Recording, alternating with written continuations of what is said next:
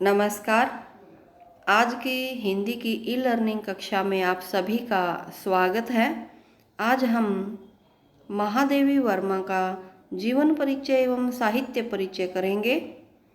इनका जन्म 1907 में व इनका देहावसान 1987 ईस्वी में हुआ।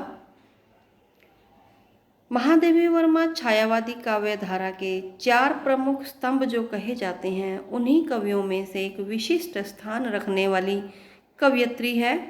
ये वेदना और रहस्य की कवयित्री हैं, जिन्हें आधुनिक युग की मीरा कहा जाता है। इनका जन्म उत्तर प्रदेश के फर्रुख नगर में हुआ था। इनके पिता श्री गोविंद प्रसाद एक कॉलेज में प्राध्यापक थे। माता श्रीमती हेमरानी धार्मिक प्रवृत्ति की महिला थी। 13 वर्ष की आयु में इनका डॉक्टर स्वरूप नारायण वर्मा से विवाह हो गया और 1933 ईस्वी में संस्कृत में एमए करने के बाद प्रयाग महिला विद्यापीठ में अध्यापन कार्य इन्होंने शुरू किया और फिर वहीं प्राचार्य के पद को सुशोभित किया। इनका संपूर्ण जीवन अध्यापन, समाज सेवा और साहित्य सृजन में बीता। यामा नामक रचना पर इन्हें साहित्य का सर्वोच्च पुरस्कार ज्ञानपीठ पुरस्कार से नवाजा गया। महादेवी वर्मा जी का साहित्य, इन्होंने काव्य में निहार, रश्मि, नीरजा, सांध्य गीत, दीपशिखा व यामा रचनाएं लिखी। संस्मरण व रेखा चित्र, अतीत के चलचित्र, स्मृति की रेखाएं, पथ के साथी, मेरा परिवार, ये इनके संस्मरण और रेखा चित्र रहे। इनके निबंध, श्रृंखला की कड़ियाँ, क्षणदा।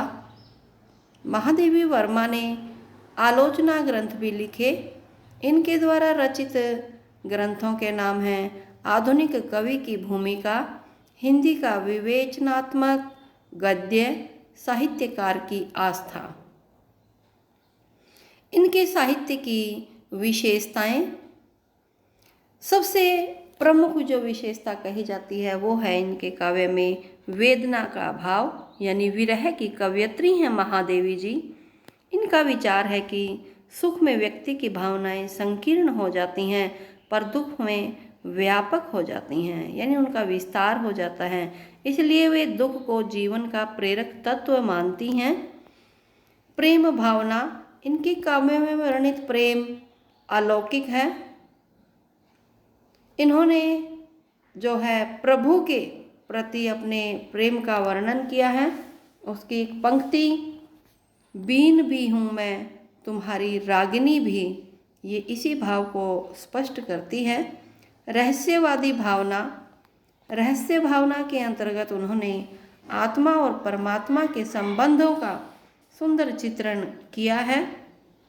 परमात्मा के बारे में इनकी आस्था है और प्रभु पर इन्हें विश्वास भी है। कई आलोचक उन्हें कबीर की तरह निर्गुण और निराकार चेतना शक्ति की साधिका मानते हैं, तो कई उनकी रहस्य अनुभूति को सूफियों की तरह भावना मूलक भी मानते हैं। कई विद्वान उन्हें मीरा की तरह माधुर्य भाव की भक्ति में निमग्न घोषित करके उनकी रहस्य भावना को माधुर्य भाव मूलक मानते हैं।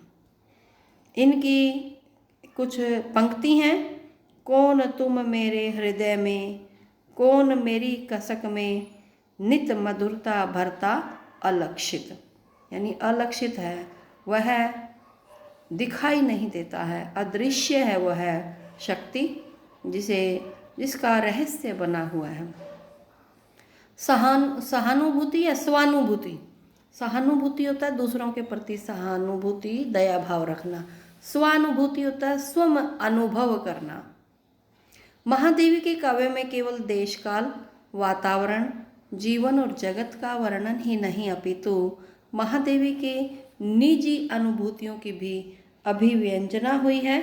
उन्होंने अपने जीवन में जो अनुभव किया उसी को आधार बना करके अपने काव्य में उतारा है।